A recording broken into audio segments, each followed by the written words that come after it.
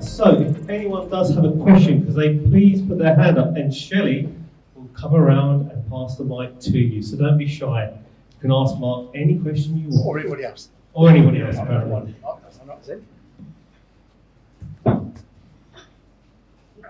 No questions at the moment. No questions. Okay. Do you guys have any questions for anyone? No? Okay. I think it's food and drink then.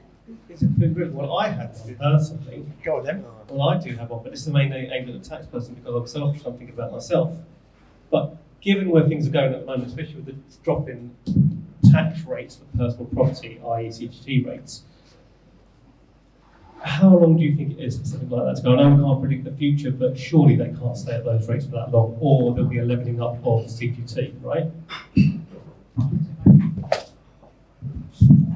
Potentially, yes. As I said before, CGT rates have been at 40% before, but there has been tapering relief available.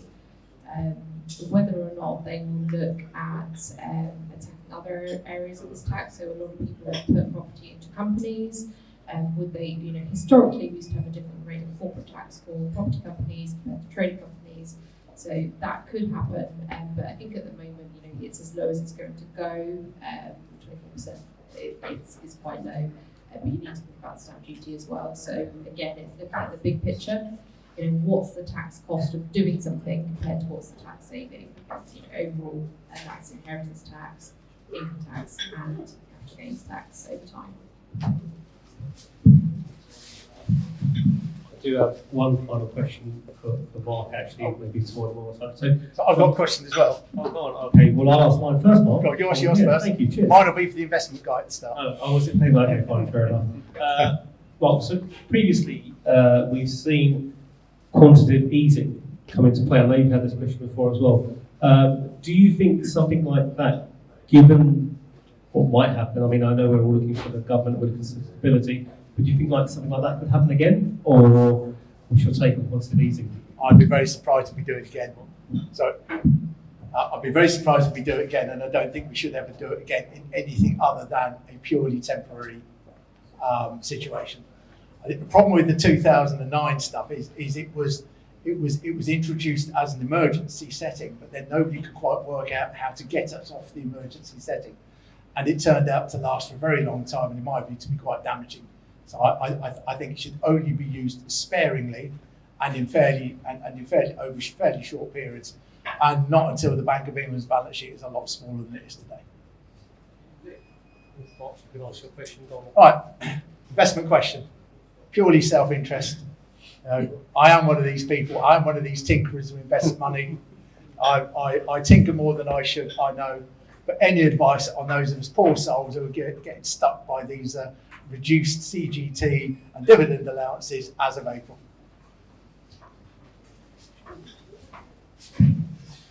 Well, interesting. That's come to the investment guy, because that's potentially more tax planning there. But I think what we're seeing at the moment, I mean, it depends on structure of investments. I mean, if some people take a model portfolio approach, then there's a couple of ways that can be done. That can be wrapped in one overall structure, such as a OIC or a unit trust. That means any trading can be done within that structure. Otherwise, when you're looking to rebalance or trade on your investments, unfortunately, there is going to be capital gains tax. Depending outside of that, that's when you can look at a bit more complicated tax planning, such as using routes like offshore bonds. They provide a tax deferred structure. So, you can invest money through that vehicle and they can grow free from income and capital gains tax, and you can trade within them, but they are less flexible, less liquid than what normal investment structures are, because they offer a tax deferred mechanism where you can only draw about 5% per annum before you would then pay income tax on them. So there's not too many things that you can do. I think there's an old saying, don't let the tax dog tax tail you know.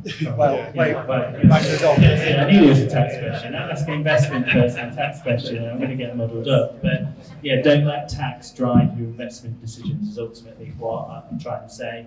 And of course, there are more simple things you can do. Use your ISA allowances, utilise your pension allowances to make sure you're extracting maximum value from your company. And try not to overcomplicate it too much, because if you go too complex, then that's often where you trip up down the line. Another question from Mark. So I'm just going to make one admission before we finish. I'm not sure I should tell you this. I'm so bad at doing my own spreadsheets. I'm one of these idiots that put too much into his ISA last year. I wish I had enough for my message. So thank you very much, guys. I'd like to give you a big round of applause. Oh, one question. Oh, we have one question. Come, 1 second. I can do it. Now, this is also a very self-interest question, and it's a question I've been struggling to find the answer to. On the budget, there's an announcement about the budget's been an announcement about TV studios getting business rates relief. What constitutes a studio?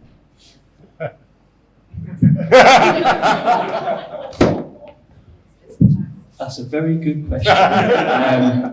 As you're sat next to Mr. Thorpe, yeah, so we've got a specialist in that area that I'll put Mr. Thorpe in touch with for you, who will give you a spectacular answer on that.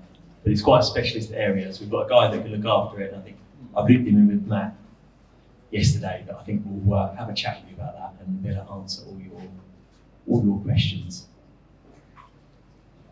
Thank you very much. I don't think there's any questions. So oh, no, I love this. We started it now. So just one question, especially in respect to the forecasts. One word that's been absent is AI and generative AI. There's a McKinsey survey where they were talking about economic benefit measured in trillions. Has any of these forecasts taken into account the impact of AI in the next 5 years? Most sensible economists don't forecast more than 2 years, because things really do get too unpredictable. And the coming of the internet 30 years ago does give us a bit of a pause for thought. Because again, you saw all sorts of stuff. It was going to do this, it was going to do that, it was going to do the other, it was going to revolutionise our productivity and all the rest of it. And it did make some difference, but in the end, not that much. Because all we did is we found other things to do instead that slowed us down and clogged us up. So the difference, you would struggle, if you look back over the long-term productivity record of the world's major economies in the United States, you'd see a little bit of a blip around the time that the internet first took hold, but you would see much more than that. So it's very hard to know, and there are other issues with AI. Is how is it going to be regulated, and indeed, how much electricity is it going to use? Can we afford the electricity? Can we afford to let AI have so much electricity?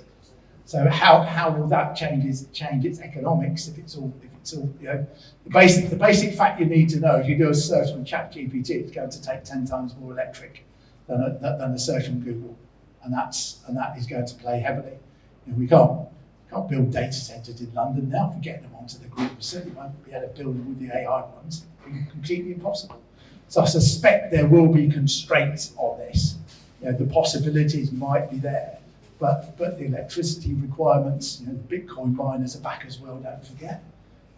Guy up the road from me hasn't turned his computer back on yet. There was a guy up the road who used to do it, and then suddenly, when the electricity price went through the roof, he turned it off.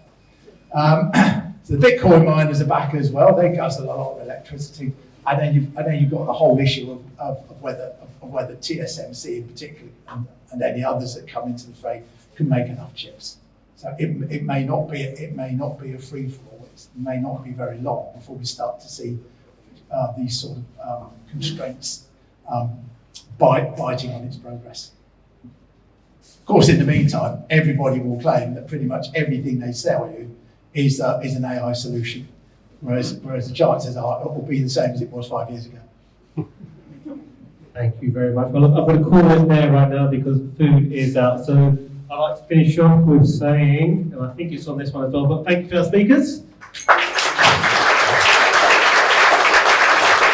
Also, thank you to our lovely marketing team of Shelley, Mara, Poppy, Ben as well for putting on a lovely venue and getting us all together. It's not easy, I promise you. Slides were probably done last night as well. And thank you to you guys for attending. Most importantly, you will see behind Candice, Dan and Amy, they'd like to part like the Red Sea. Thank you very much.